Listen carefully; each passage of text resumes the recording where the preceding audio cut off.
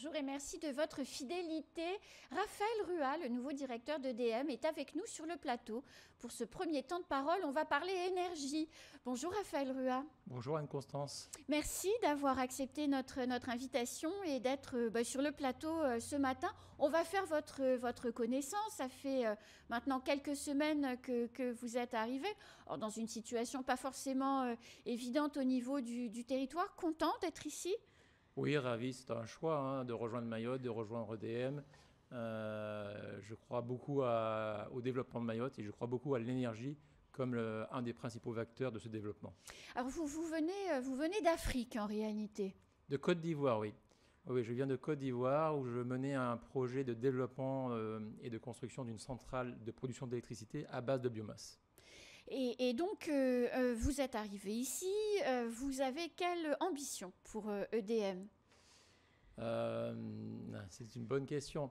Alors, je suis venu ici parce que EDM et Mayotte, comme je viens de le dire, ont encore une belle feuille de route devant eux, une belle capacité de développement. On a plusieurs axes de développement à côté EDM, mais évidemment, la finalité de tout ça, c'est servir le territoire. C'est une mission de service public. On se doit de distribuer l'électricité en qualité et participer évidemment à la transition énergétique du territoire. Donc on va modifier, transformer cette entreprise pour être acteur de cette transition énergétique. Alors vous disiez que vous veniez de Côte d'Ivoire. Est-ce que, comme les autres directeurs d'EDM qu'on a connus par le passé, vous venez d'EDF ? Oui, effectivement, c'est bien le groupe EDF qui est mon employeur depuis plus de 25 ans maintenant. Moi, j'ai un parcours, je suis ingénieur généraliste de formation. J'ai un parcours industriel, notamment dans la production d'électricité, où j'ai été producteur, j'ai fait de l'ingénierie, où j'ai participé à de la construction de chantiers neufs, et tout ça dans le milieu nucléaire. Donc, il m'a apporté une certaine rigueur. Une certaine façon d'organiser, de structurer le travail.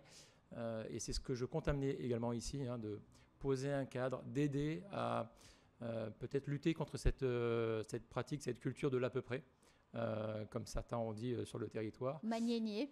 Voilà, exactement. Mais tout ça, évidemment, en tenant compte des spécificités de la culture, de la plus-value qu'apporte la culture mahoraise. Alors, avant que vous n'arriviez, les projets d'EDM étaient assez orientés vers un pied sur le frein avec les hydrocarbures fossiles. Est-ce que vous allez continuer les projets qui avaient été engagés, voire les accélérer ?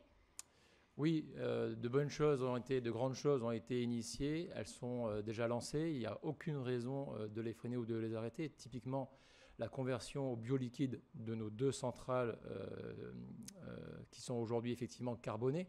Donc là, on doit, à l'horizon de 2026-2028, pouvoir passer Badamier et Longoni à ce bioliquide. Ces projets sont lancés, ils sont importants, ils sont majeurs pour la société EDM. Au-delà, on a d'autres projets. EDM se positionne maintenant sur le marché des ENR, en l'occurrence sur le marché du photovoltaïque. Donc, ça veut dire quoi, se positionner sur le marché du photovoltaïque ? Parce qu'il y en a à Mayotte depuis plusieurs années déjà. Et effectivement, je ne citerai pas un nom, mais il y a d'autres sociétés qui se positionnent sur ce marché.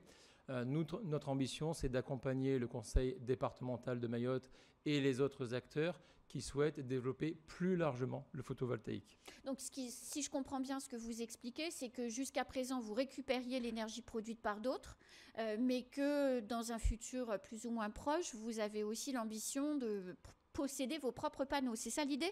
C'est ça l'idée, mais en fait, on ne fait pas qu'acheter aux autres aujourd'hui, puisqu'on a déjà plus de 2 MW installés en propre chez EDM. Par exemple ? Exactement. Ici à Longoni, sur notre site de Longoni, on a déjà des panneaux solaires. Une partie avec un partenaire d'ailleurs et une partie en propre.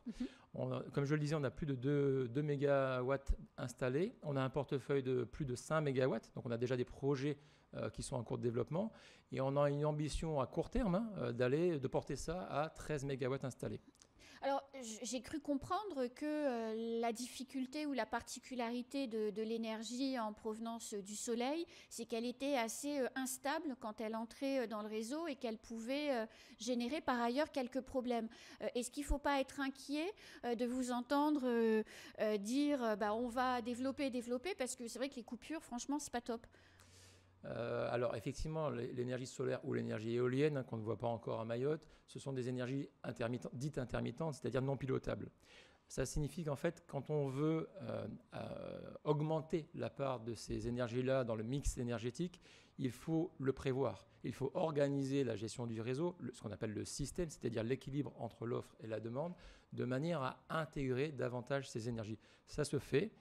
Typiquement, EDM est partenaire du projet européen Maïcha, qui a comme objectif, comme finalité, justement, de verdir notre parc de production d'électricité et d'intégrer ça dans un réseau qu'on dit intelligent, un smart grid, qui va être capable de gérer en permanence mieux cet équilibre offre-demande et donc de gérer cette intermittence. Une fois que les 13 mégawatts seront atteints, on sera dans le mix énergétique. L'énergie verte représentera quelle part ? Alors, aujourd'hui, ça reste insuffisant. Aujourd'hui, on a à peu près 25 mégawatts d'énergie solaire. On a à peu près une grosse centaine de mégawatts d'énergie fossile, nos deux centrales. Donc, ça vous donne le rapport. 25%. Voilà, un peu moins. Donc, vous allez augmenter. Aujourd'hui, on peut augmenter jusqu'à 36%. Techniquement, dans le réseau, on sait gérer l'équilibre jusqu'à 36% d'implémentation de ces énergies dites intermittentes. Mais avec le projet Maïcha, on a l'ambition, comme je le disais, c'est un projet européen, de pouvoir monter jusqu'à 70%. Ah oui, donc il y a de la perspective. Il y a de la marge. Mais il y a du travail à faire pour cela, sur le réseau. J'imagine. Les deux usines, je sais que celle des Badamiers, le travail a commencé. Le fait de la passer au bioliquide, ça va augmenter l'énergie, on va dire cette fois toujours verte, mais on se départit du fossile. Dans quelle proportion ? Alors l'idée, clairement, c'est de se départir à terme, donc avec les deux centrales, totalement du fuel. Badamier, aujourd'hui, ça représente entre 20 et 25% de la production, si on pèse Longoni par rapport à Badamier. Oui. Et c'est pour ça, d'ailleurs, tout à l'heure, vous avez parlé de coupure d'électricité, on y reviendra, puisqu'il y en a eu une avant-hier, je crois, donc il n'y a pas très longtemps. Mais notre ambition, c'est de renforcer Badamier. On a en projet de construire un nouveau poste source, donc un 4e sur l'île à Badamier. On a en ambition... Un poste source, c'est quoi ? Un poste source, c'est le poste qui vous permet de passer de la production au réseau. C'est-à-dire les lignes très haute tension, si vous voulez, à la haute tension qui va transporter cette énergie vers les villes, vers les villages. Du coup, on a commencé à parler de la coupure, donc allons-y.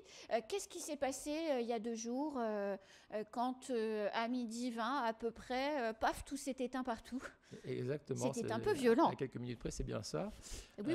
Et justement, en fait, ce qui s'est passé, c'est qu'on était en train de remettre en service un câble sous-marin. Vous savez qu'on a 3 câbles sous-marins HTA, c'est-à-dire 20 000 volts, qui passent entre Petite Terre et Grande Terre, de manière justement à interconnecter ces 2 usines de production et ces 2 territoires. Et lors de la remise sous tension de ce câble, il y a eu un défaut, il y a eu un amorçage, heureusement, nos protections système ont fonctionné, donc on a protégé notre réseau, on a protégé notre système. Malheureusement, ces protections, elles consistent à quoi ? Elles consistent en l'effacement de certains clients, puis ultimement en l'effacement de moyens de production. C'est ce qui est arrivé, puisque l'arc était suffisamment intense pour arriver jusqu'à la 3e étape de nos protections. Donc ça veut dire que les 2 usines sont tombées en rideau, si je puis me permettre de le dire ainsi. Donc on a été en blackout pendant 1 heure en Petite Terre, 2 heures en Grande Terre, si je ne me trompe pas. C'est ça. Un peu moins d'1 heure sur Petite Terre et un peu moins de 2 heures sur Grande Terre. C'est inquiétant, c'est une bonne nouvelle. Comment on peut faire pour éviter un blackout ? Parce que je comprends que c'est rassurant de se dire que le système fonctionne et protège les installations, mais pour l'usager, c'est ultra pénible parce qu'il y a des machines qui sont éteintes comme ça et c'est pas très très bon pour elles tout de même. Non, mais évidemment, on est conscient que on doit améliorer le service aux clients, on doit éviter ces blackouts, ces coupures totales. C'est la première de l'année, donc c'est déjà un beau résultat par rapport aux années précédentes.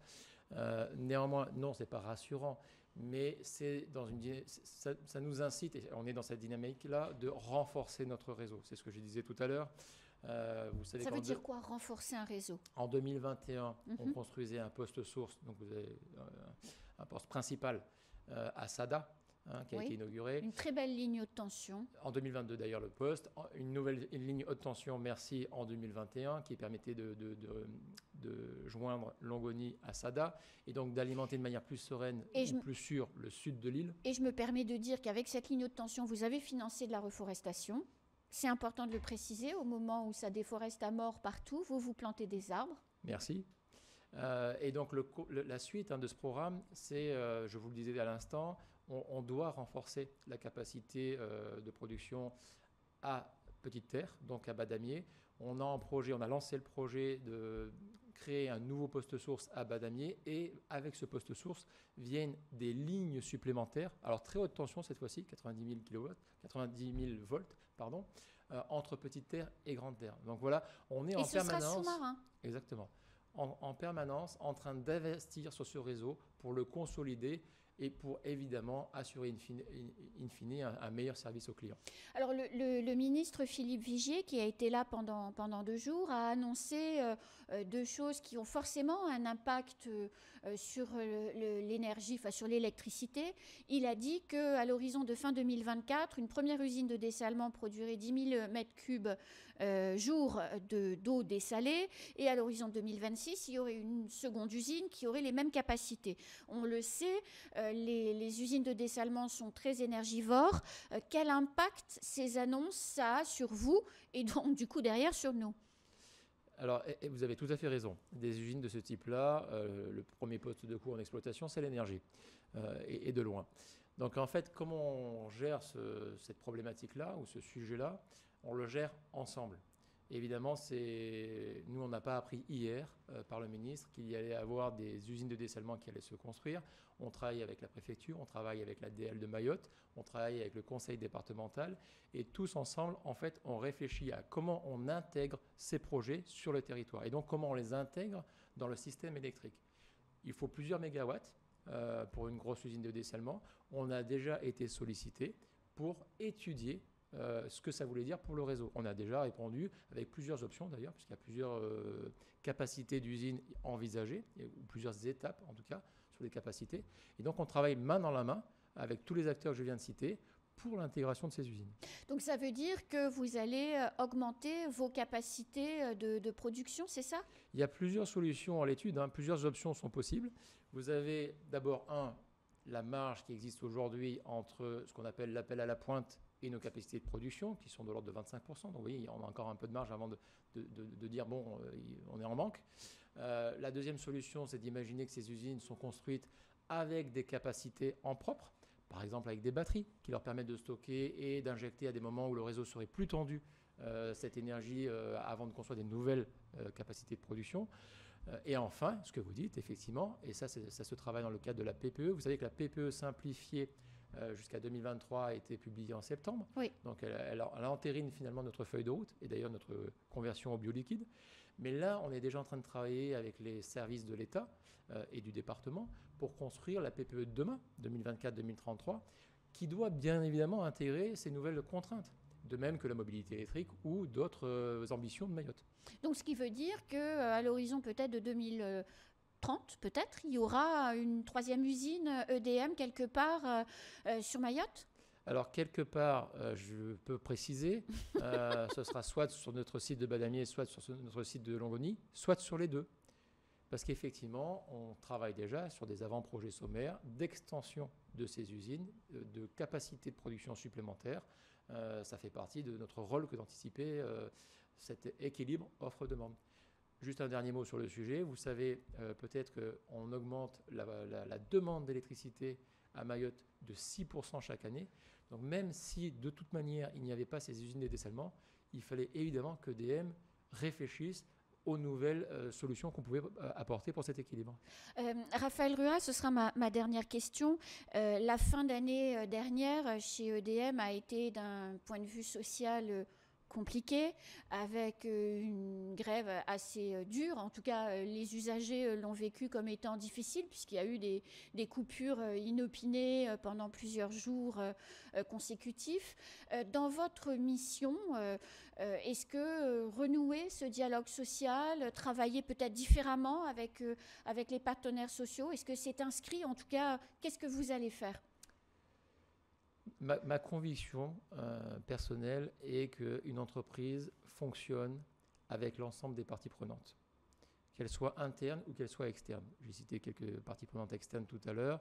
Il est clair qu'on doit vraiment travailler avec le territoire, on doit travailler avec le conseil départemental, on doit travailler avec la DAL, etc. Et probablement davantage en proximité, en anticipation. C'est la même chose en interne.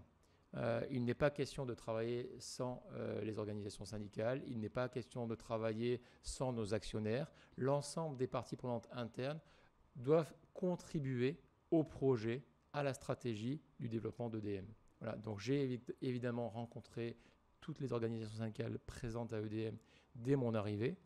On a commencé à renouer le dialogue et j'espère, mais j'ai confiance en cela, de relancer une dynamique et un développement social au sein d'EDM. Eh bien, merci beaucoup. Mais avec plaisir. C'est la fin de ce temps de parole. Tout de suite, la suite de nos programmes.